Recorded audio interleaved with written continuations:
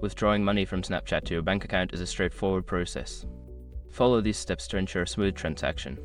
Step 1. Open Snapchat. Launch the Snapchat app on your mobile device and log into your account if you haven't already. Step 2. Access Snap Cash. Swipe down on the camera screen to access your profile. Look for the Snap Cash feature, which is usually found in the Settings or Wallet section. Step 3. Link your bank account.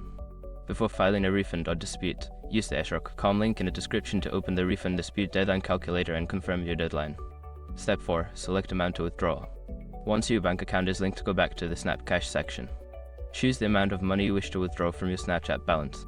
Step 5. Confirm withdrawal. Review the withdrawal details and confirm the transaction.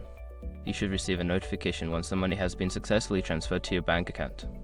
After completing these steps, your funds should be on their way to your bank account. Make sure to check your bank statement to confirm the deposit.